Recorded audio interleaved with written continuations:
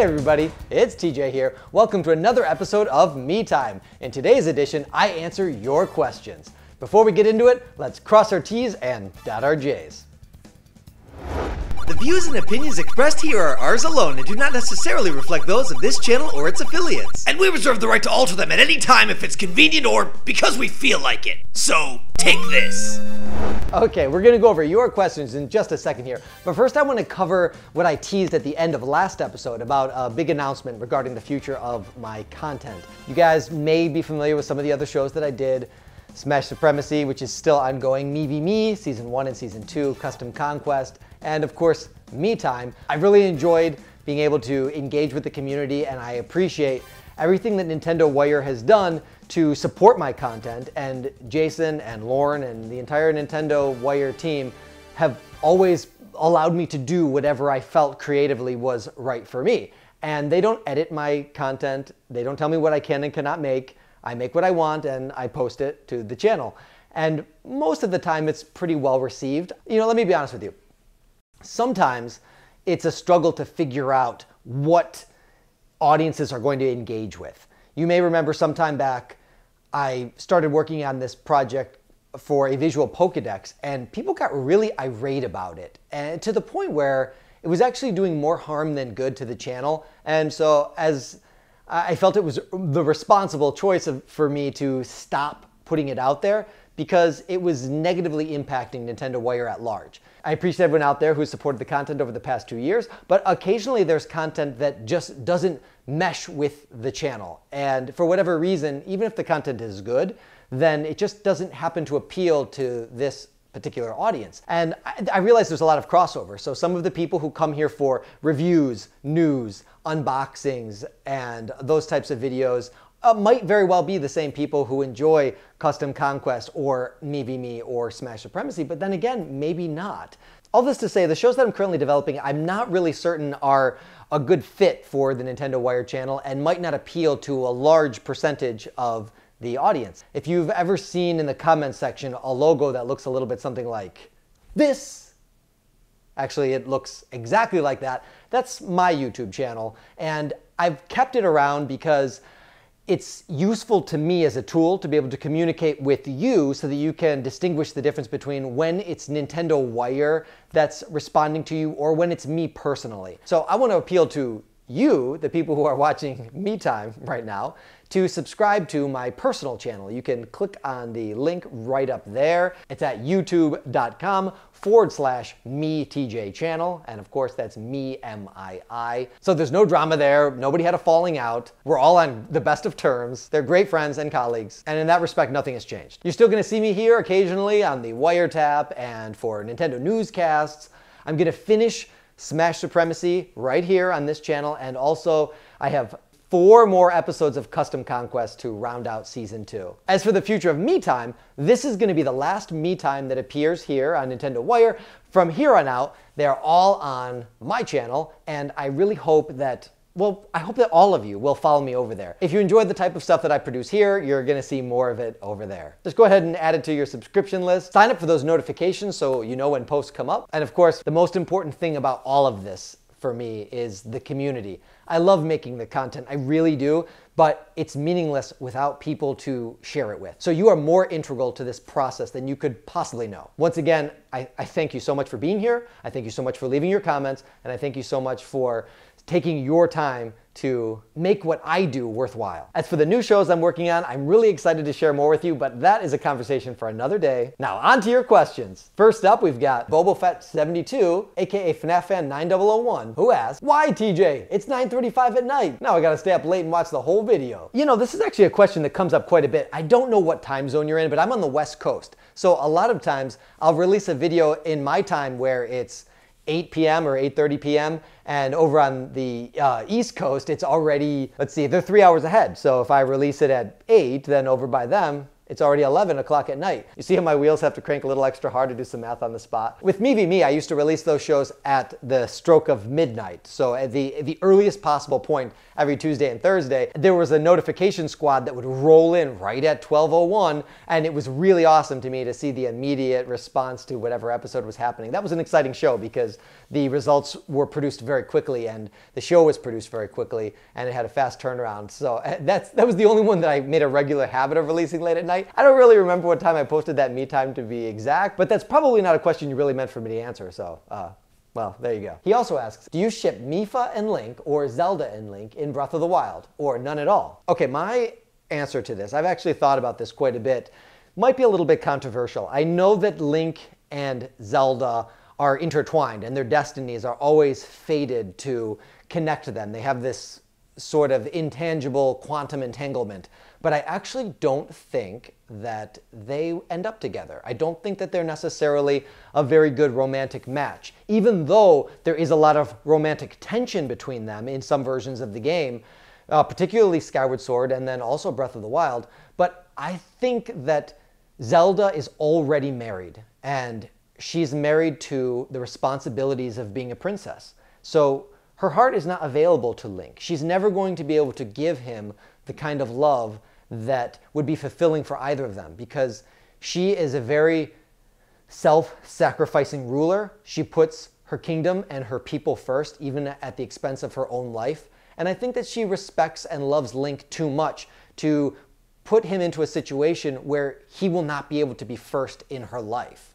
Her obligations to her sense of duty are far stronger than any feelings of love that she might have. And that is evidenced in a lot of her decisions that she makes throughout the games. Her love for Link in some of them is clear, particularly, I think, Breath of the Wild. But her need to be with him romantically is not near as pressing as her need to contain the great evil. She puts herself to sleep in Skyward Sword. She merges with the goddess Hylia to go into this extended slumber to contain the great beast. Even in Breath of the Wild, spoiler alert, maybe, she imprisons Ganon, Calamity Ganon, for 100 years at her own expense, the expense of her energies and her time and her focus. She didn't just run away. She didn't just shirk her responsibilities. This is somebody who is never going to be emotionally available. Now, there is somebody who I think would be a perfect match for Link. Link is no stranger to affection from the ladies. Women are throwing themselves at him in many of the iterations of the games. Malon from Lon Lon Ranch. I think that she has that same kind of wholesomeness and generosity and caring sort of disposition that could be a very nurturing and supportive wife for Link. She has a lot of appeal and a lot to offer. That's the kind of life that a hero like Link deserves to retire into. You can't fight evil forever. At some point, you're not the hero you once were. And to be able to share your life with somebody who loves you and who you can love in return and to build a life together, I think that Malon is more in a place to be able to do that than Zelda could ever be. Also, anyone remember the time TJ wasn't so sure about his feelings for Breath of the Wild? Now it's him at the Coliseum. Yeah, I have never been so happy to be wrong about anything in my life. I love Breath of the Wild. I've been playing it for like the past, 72 hours straight, doing master mode. I love this game. I actually think that my first playthrough of the game, I was so caught up in the magic of everything that I missed a lot of the nuance. And going through now on the master mode, I feel like the whole first thing was a training ground. It taught me the basic skill set that I needed to be able to survive in a very wild world that presented dangers around every corner. And I'm still dying constantly, but I am having a ton of fun with it. And I'm really excited to continue down this path and see what else hard mode has to offer. I want to fight a gold Lynel so bad! Jared Ramirez asks, I can still hope for a Smash Switch announcement, right? Right? A lot of people were expecting that Smash 4 Switch was going to be announced at E3. It obviously was not. But let me tell you, my friend, you can hold out hope for it. The game will be announced. There's no telling if it's going to be announced anytime this year. I'm starting to think now, looking at Nintendo's lineup, that it will not be announced this year. That would be a really big surprise. And I think because we haven't heard about it yet, it's might be more than an enhanced port. It might actually be a Smash 5. So who knows? I do expect that they're going to build it off the same engine because there's no reason not to. And that will expedite the process considerably as opposed to having to rebuild everything. And the Switch might be more powerful than the Wii U, but it's not considerably more powerful than the Wii U. So being able to borrow all of those assets will make a big difference. I'm sure it's coming, there's no doubt. The only real question is when. JC Alcazaran, the gaming expert, asks, hey TJ, when's your next custom Conquest? This is the question that I probably get most frequently, and there has been an inordinate wait between the last one and this next one. If you recall, the last episode of Custom Conquest was the first part of a two-parter that featured the Goron Link, you might even be able to see him up there, Goron Link, Deku Link, and Zora Link. And the next one is keeping in the Majora's Mask theme. But what has delayed the process is that for the first time in Custom Conquest history, it's actually a collaboration episode. I connected with a tremendously talented artist who I wanted to involve in this next episode, and it is moving along, but a couple things that slow down this process a little bit is that he actually lives in the UK. So any correspondence that we do, and certainly the transfer of physical materials, takes a little bit longer. I will say that we are in the latter stages of it, so it is going to be coming out soon-ish, but I cannot give an exact date at this time. It's not going to be within the next couple days. It might be within the next few weeks, hopefully by the end of the month, but I can't give you any more specific details on that. Where Custom Conquest is concerned, I always prioritize quality over speed. It doesn't have a specific release schedule for a reason, and that's because I can't exactly predict how long certain aspects of the show are going to take. And it is a very long show to make. Every episode is 100 hours plus, and not every week affords me the same amount of time to work on it. So it's coming, and it's going to be really good. I'm so excited for this next one, and I can't wait to share it with you guys. So our friend FNAF Fan 9001 asks again, sorry for my third comment, but are you aware of the Zelda Switch skin? For a while, it's the closest thing to a Zelda Switch, and from what I saw in here, it's really good and really cool looking. Yeah, I am aware of it, and it does look super cool. What he's referencing is I said that the only thing that would make me buy a Switch at this point is an exclusive limited edition Zelda version, or when Smash Switch is announced. And so he's calling my attention to these decals, and they do look great.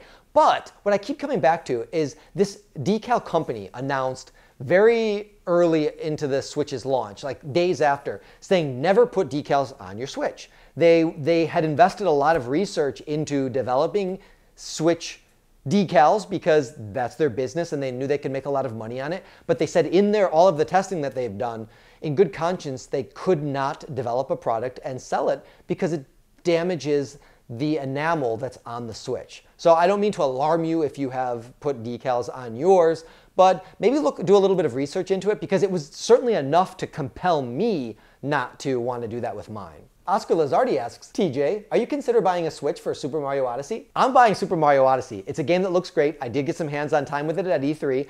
It's a must-buy. If you own a Switch, you have to buy this game. It's obligatory. But I don't think it's worth buying a Switch for me.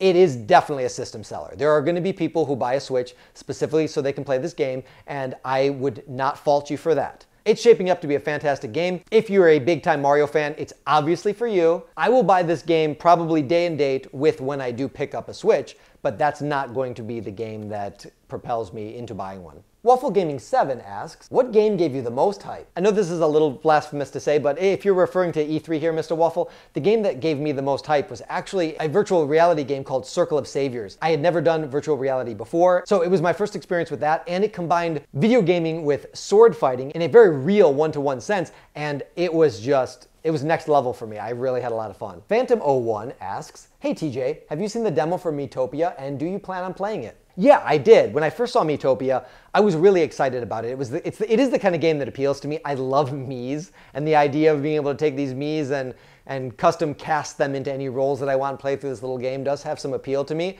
but it comes out at a bad time.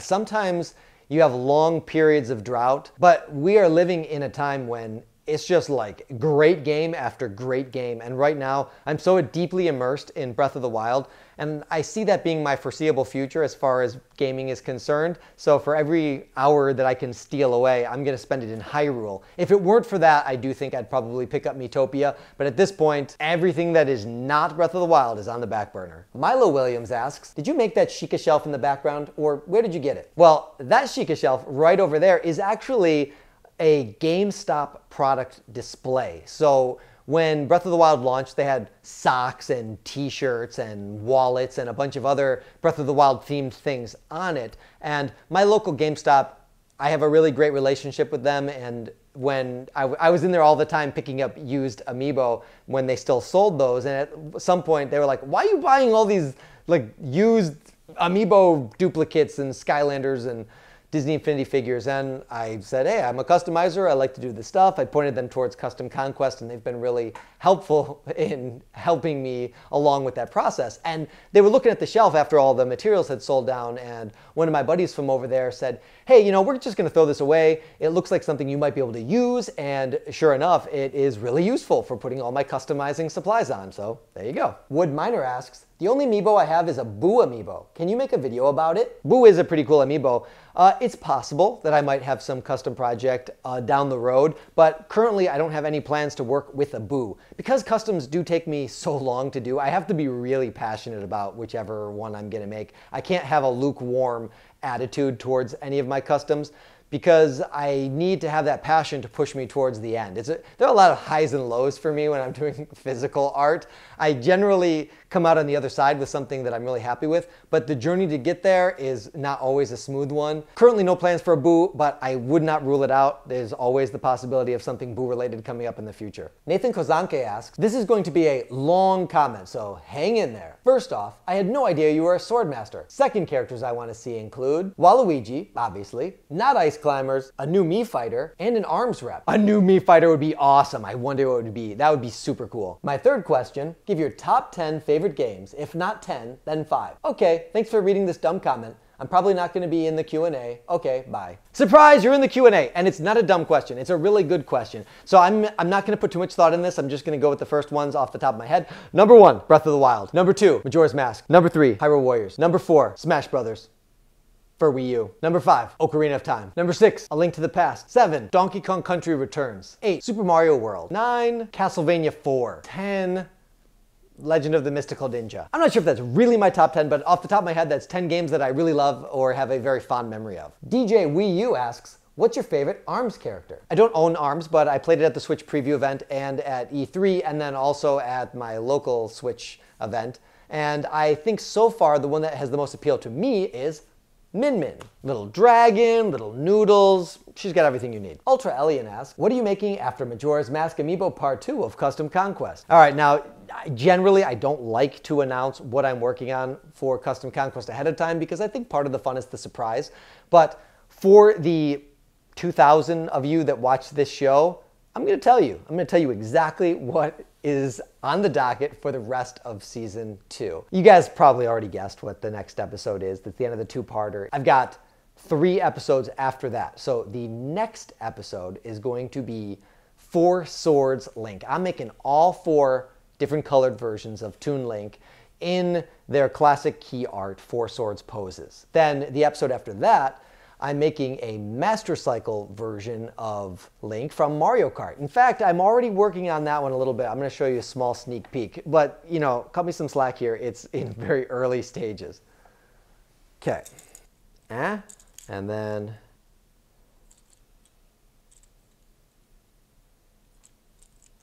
Okay, come on. I got a lot of work to do. It'll look good at the end. And then my season finale. There's going to be a few in the season finale. I'll reveal one of the biggies.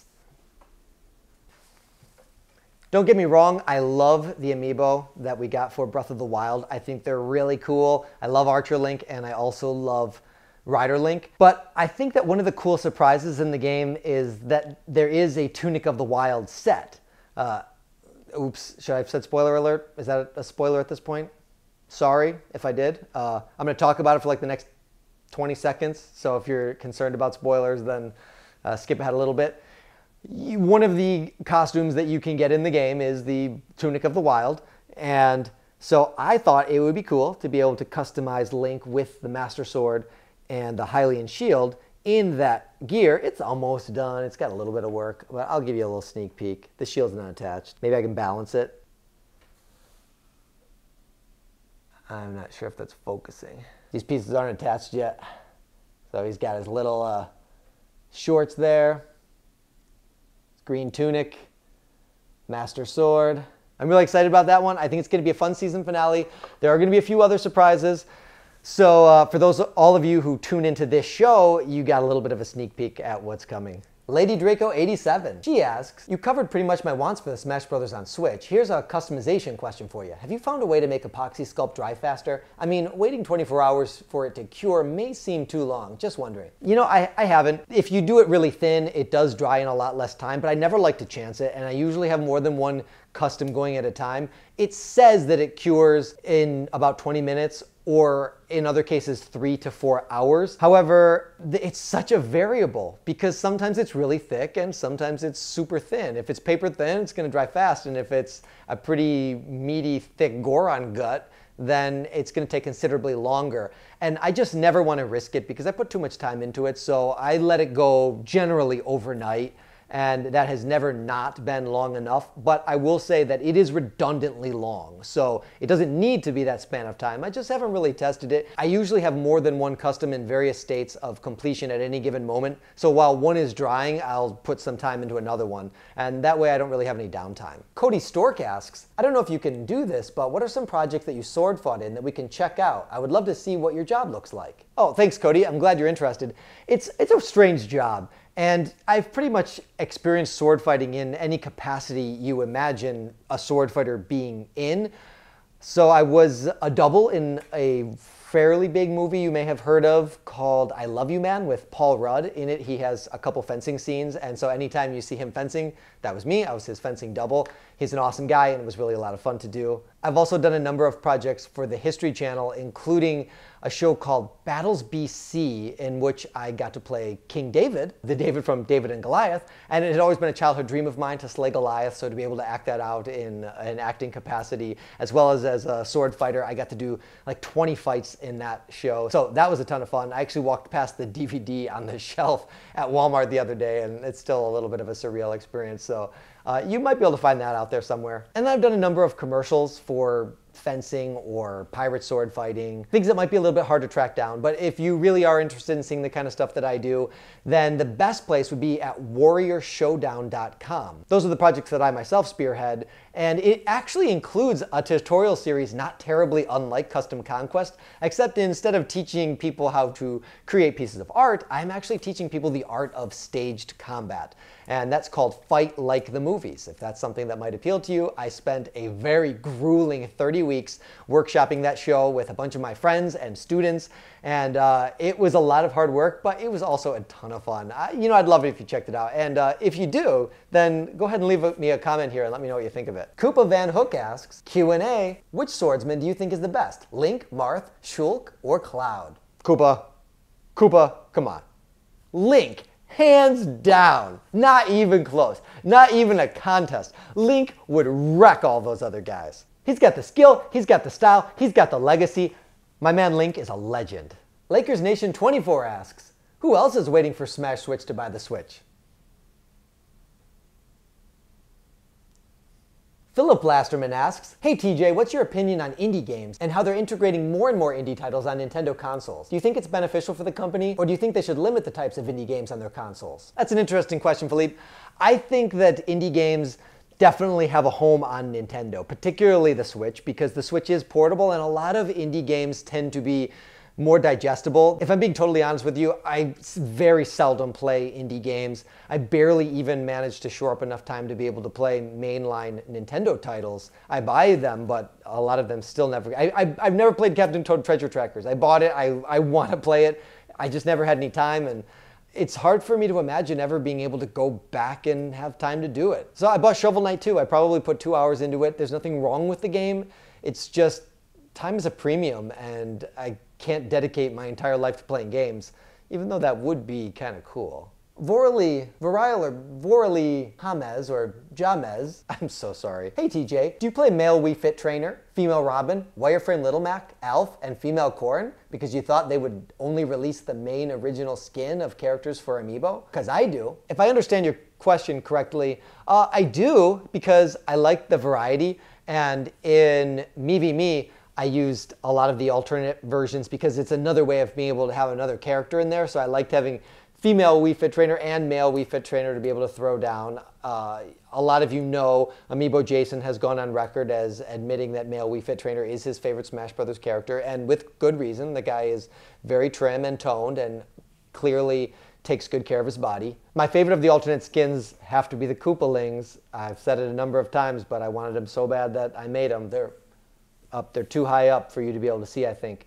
But I dedicated an entire half a season of custom Conquest to making them, so Koopalings are cool. I hope whatever they do with Smash Switch, that kind of thing doesn't go away, because it's a really cool way of getting more mileage out of a single character by giving you an alternate version, or in some cases a completely alternate character to play as. Smash 4 Lucas Main asks, can you make a Mario with a Flood Amiibo? Honestly, I have thought about that a number of times. It's possible. It could assert itself as a priority sometime in the future. I don't currently have one underway. I do have the materials to make one if that comes about. So I guess the resounding answer to your question is maybe? XMob30 asks, you the best! Well, that's really more of a statement, but I like it. Can you make Season 3 of Custom Amiibo metric, please? Thank you. I think you're asking if I can make a Season 3 of Custom Conquest. You know, there's always a chance. I really have to assess at the end of Season 2 whether or not it feels like it will be worth it to do it. I'm never going to stop customizing figures. It's something I've been doing since I was 5 years old. But whether or not it's going to be worth the time it takes to create a third season of the show, I don't know. If I'm being explicitly honest, Season 2 underperformed my expectations. I really thought that it would do much higher numbers. So I guess the prospects of a Season 3 at this point are somewhat dim. I do enjoy the show and I love sharing it, but it just takes so much work and a lot goes into doing it. And it slows down the customizing process more than you can possibly imagine, because I can't just like do 2 or 3 seconds here and there. I need to make sure that I'm recording what I'm doing so that I can go back and then filter through all of the footage at a later date. And that's really where all the time comes in. If I could do like 3 times as many customs in the same amount of time if I didn't need to record it, and I could just kind of tool away at it when I had a free second here or there. But I need to have like lights set up and the table set up and all my equipment out constantly and make sure that I have everything recorded, and that's not easy to do. So it makes it a lot more elaborate of a production. I'm certainly open to a Season 3, but I'm not prepared at this time to announce anything definitively. Autistic Phantom Otaku asks, who else besides me would love to see WreckIt Ralph in Super Smash Brothers? I like WreckIt Ralph. I look at him as a parody of Donkey Kong, so I don't really think I would like him in Smash because I feel like he would just be Donkey Kong. He works as a movie character for this pretend game that's very clearly modeled after Donkey Kong. And so for the movie, I have a lot of fun with it, and I really like that he exists in the same world as Mario and Sonic and all of these other video game characters, because that's super cool. But for some reason, I think I like my Disney and my Nintendo separate. Maybe that's just me. All you Sora fans are out there being like, I hate that TJ, unsubscribe. Sora for Smash forever. Tiffany Cloth says, you're awesome, TJ. Please love and pin Nintendo Wire. Oh, I actually replied to that one. Thanks, Tiffany, you're pretty awesome too. And then she goes on to say, do you like Marvel vs. Capcom? You know, there was a time when I played a lot of Marvel vs. Capcom 2. I haven't really kept up with the series though, probably because they don't really make frequent appearances on Nintendo consoles. But my team to beat was Cyclops and Ryu. Oh man, they were a devastating team. You could just not handle those two. I also like to throw in Chunli. A lot of people don't know this about me, but Chunli was actually my first girlfriend. Angel Penna asks, fierce deity? Let me put it this way, Angel. The next episode of Custom Conquest will not disappoint. Alicia Bear asks, Notification Squad, where are you? Notification Squad, you guys are the best. And that wraps up all the questions we got for this Mii Time Q&A. Speaking of Notification Squad, I love you guys. And I really hope that you'll sign up for the notifications to receive from youtube.com/MiiTJ channel so that you can continue to be part of the notification squad for my channel specifically. One of the other, I don't want to say challenges, but one of the I guess, circumstances of me delivering my content on the Nintendo Wire channel is that I don't receive notifications when people comment. I will then go back to the videos and check them. So I'm excited that this will actually make it a little bit easier for me to interact with all of you who are interacting with my content. Because as I've said many times, I love making these videos, but I'm very serious about loving the interaction. It's not just about this silly talking head right here. I want to hear what you guys think. I want to hear what you guys have to say, your thoughts, opinions. They are extremely important to me. I would probably go so far as to say the most important thing about this show, it's the reason why I want to do this show, is I'm passionate about certain subjects and I want to share them with people who share my passion. But I don't just want it to be a monologue. I want it to be a dialogue. So thanks to everybody who has engaged in the show, who has connected with me, who has been following Mii Time since the beginning, and all my other shows for that matter. And I hope to see every one of you back here again for the next episode of Mii Time when it debuts on my own channel. Expect to see much more news and announcements about new shows on the way. Another thing I want to mention is all of the shows that I've already been developing, Smash Supremacy, Mii v Me Season 2, and Custom Conquest are all right here on the Nintendo Wire channel. And I am going to be migrating them over to my other channel as well, so that there is the option for people to be able to consume all that content in one place for people who've never seen it before. And for people who've already seen those shows, I want you to know that those versions are going to be, let's call them updated, enhanced, and expanded.